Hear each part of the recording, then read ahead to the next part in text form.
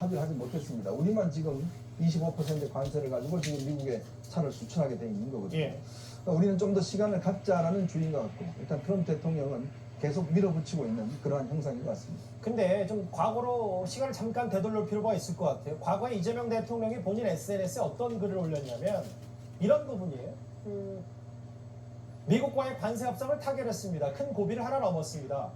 미국 관세를 주요 대미 수출 경제국보다 낮거나 같은 수준으로 맞춤으로써 주요국들과 동등하거나 우월한 조건으로 경쟁할 수 있는 여건을 마련했습니다. 제가 색깔을 달리 표시한 저 부분이 아마 관세 협상 타결 소식을 전한 이재명 대통령의 핵심 내용일 텐데, 장윤주 변호사님. 근데 이제 대통령 정책실장, 대통령실 정책실장인 김영호 실장 지금 와서 한 얘기는 뭐냐면 현재는 수용 불가하고 대출 보증 투자 비망록에 적어놨다. 모르겠어요. 지금 보면 도대체 뭘 합의했는지 알 수 없는 부분이 분명히 있는 것 같거든요. 사실 강훈식 비서실장이 그런 취지로 얘기를 한 적이 있는데요. 특히 이제 미국과의 협상 과정, 특히 이제 관세 협상과 관련해서는 단발적으로 한 번에 모든 것이 끝난다라기보다는 예. 지속적으로 이게 장기적으로 협상이 될 거다라는 취지로 얘기를 했습니다. 사실상 뉴노멀이다 이런 얘기도 했었거든요.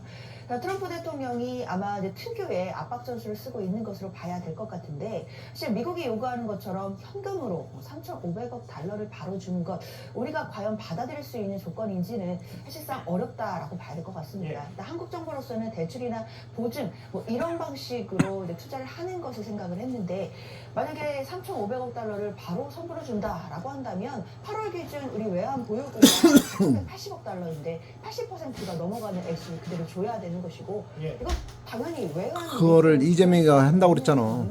그렇다면 우리가 국익을 중심으로 한다라는 그 기준이 명확하다라고 한다면 예. 받을 수 있는, 수용할 수 있는 조건이 있고 또 수용할 수 없는 그걸 협상이 왜 있을 해? 있을 거라고 생각이 예. 들고요. 그런 부분에 다 대해서는 했다며. 지금 협상이 계속해서 지속적으로 이루어지는 단계이기 때문에 예. 국익을 중심으로 해서 이 부분을 결론은 현명하게 풀어나갈 수 있을지 국익을 원전하면서 우리나라가 믿고 있습니다. 저도 장현주 변호사 말씀에 동의하고 관세를 느리게 하는 게 맞아요. 목적이지. 지금 미국 트럼프 그걸 대통령이 못하는 게 마치 무슨 물에 대통령이야. 물밑에 있는 것처럼 갑자기 지금 와서 몰라요. 어떤 물밑에서 있는지 모르겠는데 선불 달라. 이게 우리나라 돈 넣지만 400조가 넘는 돈을 그냥 대미 투자해라. 그거 어떻게 하냐. 이거 다 과거에 비망록 적어놨고 현재 수용할 수 없다.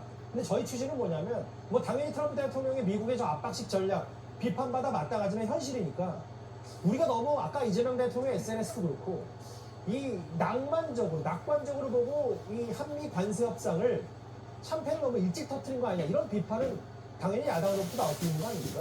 글쎄요, 야당은 그런 비판을 할 수는 있겠지만 저는 뭐 샴페인을 터뜨렸다 이렇게 보지는 않습니다. 뭐 이재명 대통령과 그리고 뭐 강훈식 비서실장이 그 당시의 이야기를 생각해 그 사람 민주당 사람이구만. 이 민주당은 관세 옹호자야. 협상과 관련된 부분이 뭐 모든 하나같이 것이 다 끝났다라는 이재명이 취지는 아니었다라고 기억을 하고요. 옹호자. 아마도 그래도 그 당시에 뭐 미국이 여러 가지 조건을 내세우는 부분에 있어서 국익과 대치될 수 있는, 또는 국익에 해가 될 수 있는 그런 사안들은 받아들이지 않았다라는 취지에서 잘된 협상이었다라는 얘기를 드리고, 예. 앞으로 남은 일들이 많고 많은 고비들이 남아있는 상황이기 때문에 이재명한테 그런 다 부분에 언덕을 있어서는 입어가지고 당연히 야당이 견제하고 다 감독하고 또 이재명이 재판할 수 말하면 다 있겠지만 옹호자. 국익을 위해서만큼 이재명이 수단적 편이하다. 행동력, 이런 자세도 좀 보여줘야 된다. 국민이 깨야 되는데 야당은 뭐 이렇게 얘기했어요. 트럼프 대통령 바지가랑이라고 가겠다든 기겠다는 대통령 어디 갔냐. 이거 비망록 공개해라. 이런 국민의힘의 공세도 있었는데, 야당 공세도 공세지만 중요한 건 시장 반응일 텐데, 오늘 주식시장 보신 분들 꽤 많을 텐데 다 파란색이었어요. 그 그렇게 5천석 간다고 5천 포인트 주시장 5천 간다고 코스피는 이제 3,400선 막 하늘 5천선 간다고 떠들고 그냥 잘난 척하더니 개털이야. 지금 코스피도 코스피지만 환율인데 민주당이 그랬잖아. 5천선 간다고. 원 가치가 낮아지면 하나같이 하는 게 없잖아. 시장 상황이 좋지 못할 텐데 큰일입니다. 네. 오늘 이재명 대통령 베네수엘라 안 가기를 이번 그 방미 다행인 줄 알아야 돼. 베네수엘라 안 가는 것만도. 설명을 할 것으로 이렇게 계속 가면 기대됩니다. 베네수엘라야. 지금 시장은 국민이 이미 고생해도 싸. 뭔가 위기 의식을 좀 감지한 것이 아닌가 하는 생각이 듭니다. 왜냐하면 누굴 탓해. 한미 통상 협상 와중에 예. 3,500억 불이라는 투자 규모는 양국이 합의한 것이 어느 정도 확인이 됐습니다. 예. 그런데 그 거대한 돈을 어떤 방식으로 투자할 것이냐에 그렇죠. 대해서는 양국의 입장이 지금 다른 겁니다. 우리 김용범 정책실장이 비망록이라고 얘기했습니다만 그 비망록은 우리 정부 내부에서 써놓은 이 서류일 뿐이지 상대방인 미국 측 그 협상 당사자나 또는 그 트럼프 대통령이 인정하고 있지 않은 비망록이기 때문에 맞아. 과연 한국이 주장하는 것이 관철이 될 것이냐 예. 이것에 대해서 시장에서는 굉장히 혼자 떠드는 건 혼자. 보고 있는 것 같습니다.